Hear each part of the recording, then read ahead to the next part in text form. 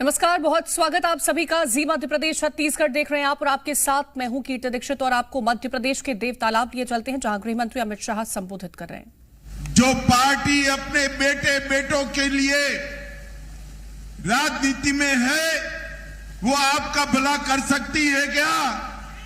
जरा जोर से बोलिए, कर सकती है क्या? मध्य प्रदेश और देश का भला केवल और केवल मोदी जी के नेतृत्व में भारतीय जनता पार्टी कर सकती है। मित्रों, जब मैं यहां आया हूं तब ये इंडी अलायंस वालों को पूछना चाहता हूं कि 10 साल तक केंद्र में कांग्रेस की सरकार थी। सोनिया मनमोहन सिंह प्रधानमंत्री थे। मनमोहन सिंह के 10 साल के शासन में कमलनाथ, आप जवाब दीजिए, कितने रुपए मध्य प्रदेश को ग्रांट के रूप में दी? मैं 15 दिन से पूछ रहा हूं, कमलनाथ जी जवाब नहीं देते, वो देंगे भी नहीं। मगर मैं भी बनिए का बेटा हूं, आज जवाब लेकर आपके सामने आया हूं। देवतालाब वालों, 10 साल के अंदर कांग्रेस पार्टी ने सिर्फ 2 लाख करोड़ रुपया दिया था। कितना दिया था? जोर से बोलो, कितना? और नरेंद्र मोदी जी ने 10 साल बनाम 9 साल में 2 लाख से बढ़ाकर 6,33,000 करोड़ रुपया देने का काम नरेंद्र मोदी सरकार ने। इसके साथ साथ 6,33,000 की ग्रांट के अलावे 5 लाख करोड़ रुपया रोड के लिए, बड़े बड़े इंडस्ट्रियल कॉरिडोर के लिए, रेलवे के लिए, एयरपोर्ट के लिए, सोलर पार्क के लिए, स्टार्टअप के प्रोजेक्ट्स के लिए ये देने का काम नरेंद्र मोदी सरकार ने किया है। और ये कांग्रेस पार्टी, इसने हमेशा मध्य प्रदेश को लूटकर, कमलनाथ जी मध्य प्रदेश को लूटकर कांग्रेस पार्टी का एटीएम बनाने के अलावे कोई काम नहीं किया। भाई और बहनों, नरेंद्र मोदी सरकार ने 93 लाख किसानों को, मध्य प्रदेश के 93 लाख किसानों को हर साल 6,000 रुपया देकर अब तक 21,000 करोड़ का चेक मध्य प्रदेश के किसानों के अकाउंट में डालने का काम किया है। और मैं आज बताकर जाता हूं, देवतालाब में हमने हमारे घोषणा पत्र के अंदर वादा किया है, मोदी की गारंटी है, आप कमल फूल की सरकार बना दो। 3 तारीख को भाजपा सरकार बना दो। किसानों को मिलने वाला 6,000 अब 12,000 रुपया कर दिया जाएगा। 65 लाख गरीबों के घर में नल से जल पहुंचाया। 3 करोड़ 70 लाख गरीबों को आयुष्मान भारत योजना का फायदा पहुंचाया। 5 लाख तक का सारा इलाज आज Narendra Modi ji free of cost कर रहे हैं।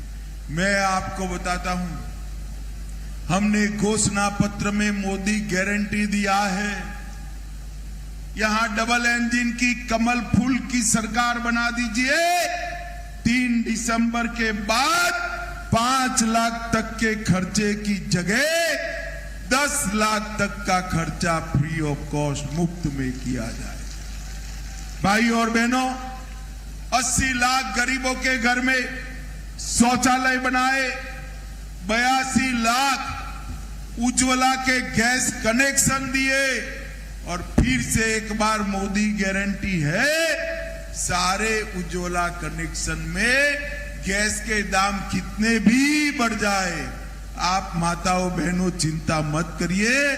मध्य प्रदेश में गैस का सिलेंडर 3 दिसंबर के बाद 450 रुपये में मिलेगा। 450 प्रधानमंत्री आवास 36 लाख देने का काम किया और डायरेक्ट बेनिफिट ट्रांसफर स्कीम देकर हमने गरीबों को कोई बिचौलिए के बगैर उनका फायदा पहुंचाने का काम भारतीय जनता पार्टी की सरकार ने किया है।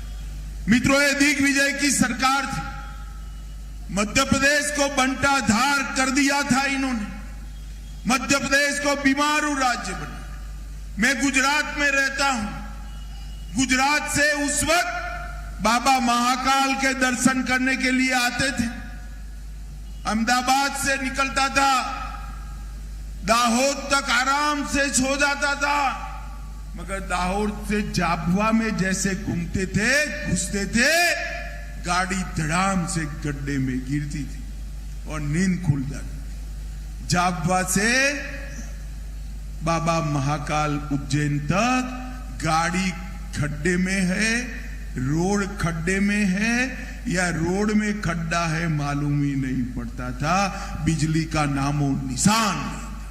मध्य प्रदेश को पूरा बर्बाद करके रखा था। पूरा चंबल के अंदर गैंग, डकैत, फिरौती, मध्य प्रदेश के अंदर कौमी दंगे, इस सारी चीजों को समाप्त कर 18 साल के अंदर शिवराज जी के शासन में मध्य प्रदेश बेमिसाल राज्य बना है। बीमारू राज्य से बेमिसाल राज्य बनने का काम भारतीय जनता पार्टी ने किया है। 23,000 करोड़ का बजट छोड़कर गए थे वो लोग।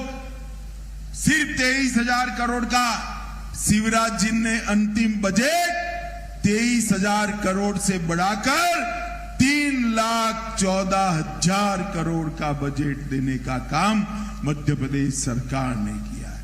एसटी, एससी, ओबीसी सिर्फ 1,000 करोड़ का बजट था।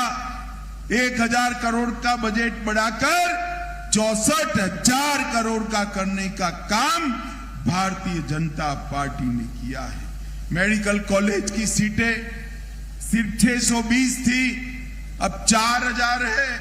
और पर्यटक मध्य प्रदेश में 64 लाख सिर्फ आते थे, अब 9 करोड़ पर्यटक मध्य प्रदेश में आते हैं। एक साल में 9 करोड़। मध्य प्रदेश को बीमारू राज्य से बेमिसाल राज्य बनाया। आप कमल के फूल पर बटन दबाइए, ये बेमिसाल राज्य को हम भारत का बेस्ट राज्य बनाकर आपको वापिस देंगे। बेस्ट राज्य बनाकर। माताओं, भाइयों, बहनों, ओबीसी की बात करते हैं और राहुल बाबा को भी किसी ने भाषण लिखकर दे दिया है कि ओबीसी बोलने से, पिछड़ा वर्ग की बात करने से ज्यादा वोट मिलते हैं।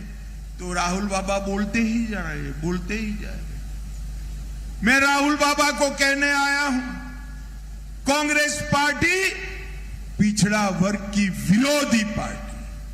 सबसे पहले काका साहेब कालेलकर रिपोर्ट को सालों तक दबाकर एक कांग्रेस पार्टी ने रखा। मंडल कमीशन को आपने लागू नहीं किया। आपके पिताजी राजीव गांधी ने मंडल कमीशन को लागू करने का विरोध किया।